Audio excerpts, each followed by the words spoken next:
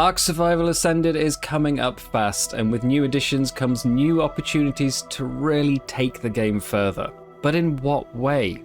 Welcome back folks, my name is Freyn, and today I'm going to be talking about 10 things I personally would love to see in Acer. I won't be including anything already confirmed such as wild babies or anything performance based like load times or graphics, and while some of these have a good chance of being there already, others are perhaps possible over time, and some are mere pipe dreams. But I think they'd all enrich the game experience and elevate it to another level. Obviously this close to launch is certainly too late to be putting out new ideas, but this is all just a bit of fun. If you find yourself enjoying the video, please like and subscribe as it all helps support the channel. But for now, let's get right in with number 10, more tasks and achievements. Now I've always liked to have a goal in games, and if you're a bit of a trophy hunter, you really only need to play the island in current ARK to get them all. While this is welcome as it doesn't require any purchases to be able to get that 100%, Acer will have the DLCs fully included. So I'd love to see this expanded at the very least for each Ascension and Note collection. But really I'd love to see it taken beyond mere Steam achievements or console trophies, and add some in-game tasks as well. It's a common feature in RPGs, a profile page that tracks your notable achievements, often numbering in the thousands and ranging from anything like made your first hatchet or died 1,000 times, to the extremes like beat the dragon using only dodos. Take it further still, and give rewards for some milestones, little titles like pancaked for too many fall deaths, or unique creature skins for taming your 100th Mega Kellen. Obviously these all boil down to an artificial way to extend a game's lifespan, but they're also just completely harmless and a good bit of fun. Number 9, dinosaur immersion. Now, immersion makes the difference in a good game and a great game. Being able to feel like the world that you're in is living around you. And this can be achieved by little things like more idle animations, be it animals resting or drinking from lakes or grazing in fields, not just wandering in erratic pseudo-circles. I want to see wild interactions, herd of stegosaurs making a defensive display to intimidate an approaching raptor, a flock of galleys fleeing from predators just like Jurassic Park. You could even bring in some intelligence to it, with smarter creatures having better pathing or being quieter in ambush. Currently, carnivores are relentless murder machines that are never sated. Instead, why not make them only hunt when hungry, and actually more like the current alphas, which don't chase something new as long as they have a corpse to feed on.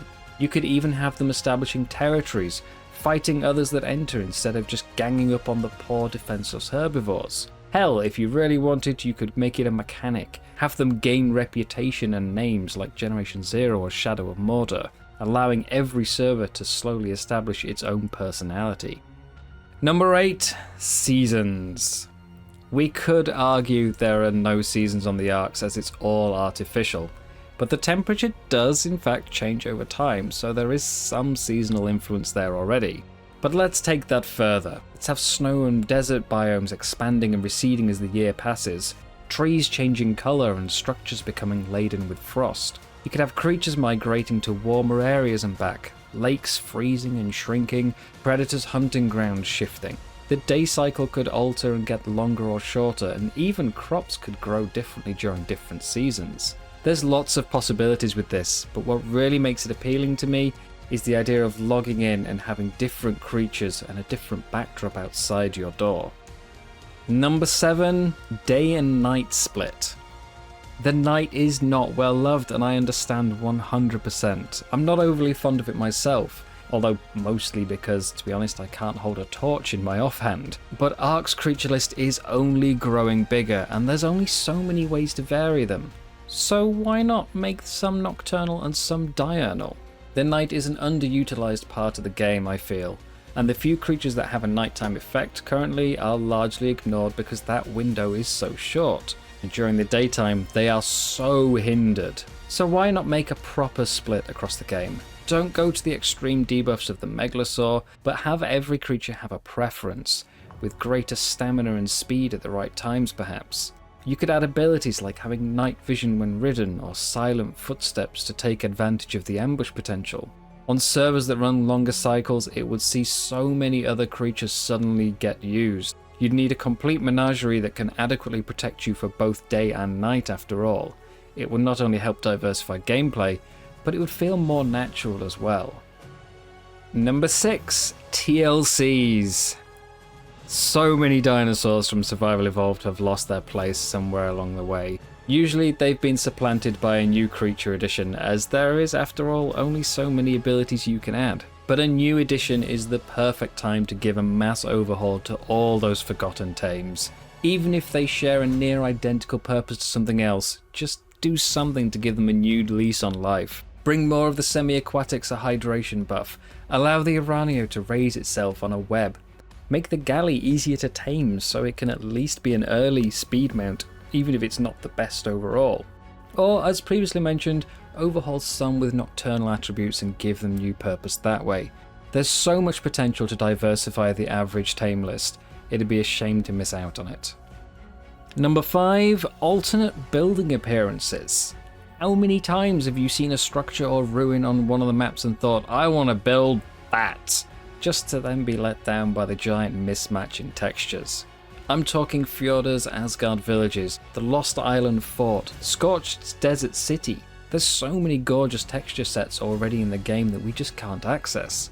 So I propose that we have our default appearances as they are now, but every map has a selectable alternate facade to match the aesthetic present, and really blend your base into the environment. We could even take it a step further and tie it into the first part of this list, make it an unlock. If you beat that map and ascend, you can now have that spiffy look available anywhere. What better way to show off your achievement? Everyone likes wearing armor skins to show their glory, but how about an entire base? Obviously the negative to that second part is file size. You would need the structures present even without that map installed. But Unreal 5 has some really good potential for bringing that down. Number 4, more building pieces. What can I really say on this one? We've all had an idea for a base that we wanted to make, only to be limited by the structure set. Many mods exist to fill the gaps, and it's possible that that's why there's been little focus on expanding it so far. Often with moddable games, devs try and focus on things the community hasn't already covered themselves, but mods really shouldn't be the go-to solution. We know they've already pledged improved snaps and potentially put Captain Fat Dog out of a job if they remove all the quirks, but how about adding some corner roofs, valleys, half walls, angled pillars? Again, you could even tie this into unlocks. Maybe once you've done a certain amount of work, you gain access to new structure types. This is a small ask, but it's a big impact. And for the love of God, furniture, please. Bearskin rugs, more wall trophies, statues, barrels, anything. I'll take anything. Number 3, map individuality or expansion. The story maps have all brought many unique creatures, biomes, mechanics, and bosses to the table, but they've all then been snapped up and put into mods and subsequently free LC maps, which not only lowers the appeal of those DLCs, but makes them feel less unique as well. Scorched was an extremely different game to the island, but it ends up getting little attention because Ragnarok took everything unique about it, put more on top, and then was free. This is an opportunity to restore some individuality there. Make some of those previously free maps have their own unique bosses instead of just reusing the island or Scorched ones. Unpopular opinion probably, but perhaps remove a few spawns to preserve some uniqueness and encourage travel to other arcs. I'd also love to see similar content scale across them all. If all arcs were created equal, why is there only one Guardian and no tech cave on Scorched or Aberration? Perhaps there's a lore reason for this, but even if Rockwell replaced the Overseer, there should still be other Guardians, right? Number 2, AI tribes. Now this is the one that firmly 100% belongs in the not a chance in hell category. Not just because Acer is mostly an engine overhaul rather than something with drastic game-changing additions, but because it's one of the largest selling points for ARK 2. But hey, it's my list and I can pick it. Who wouldn't want the option to see AI humans on their ARK, running around on beaches, building their own settlements, or even taking their own tames? It'd be another challenge along the way to beating the ARK, an extra threat in the wild, or even maybe raiding your base. Ever wanted to try PvP but hate the idea of being offlined? Well, AI could provide a way to dip your toe in. Obviously you wouldn't get the full experience that online play has to offer, there'd be probably less innovative methods of attack, there'd be no turret walls, and it would certainly lack the human touch of toxicity. But it would give something new to fight and make some dinos that were previously PvP only now get a bit more of an outing. Now before we get to number 1, what trend-chasing top 10 list would be without a few honourable mentions that just didn't quite make the list?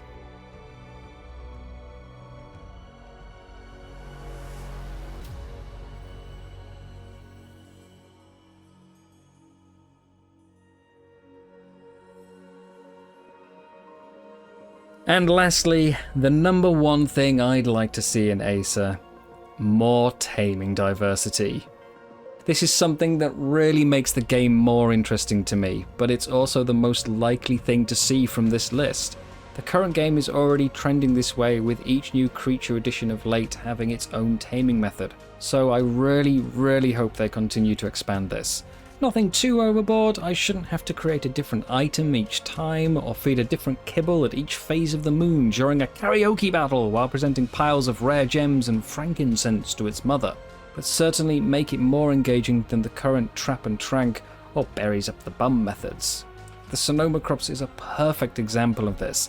It's a good old standard passive feed which we already know, but it's kept more interesting by being unable to be trapped or hating the presence of tames nearby. These taming methods are more engaging processes rather than something you set going and then leave for a few hours for it to miraculously wake up and think, wow, I suddenly really like that guy that shot me to pieces earlier. It would also allow for more overlap of creature abilities too. Rather than them just being differentiated by the level of saddle, it would also be the ease of taming, or fun of taming in some cases. A trap and trank tame is simple and you can do it and get on with other tasks, but maybe that should come with a less potent reward. Go for the creature with the more involved method and get something a little better, or go for the old trank tame and get something a bit weaker, but you can go about your business.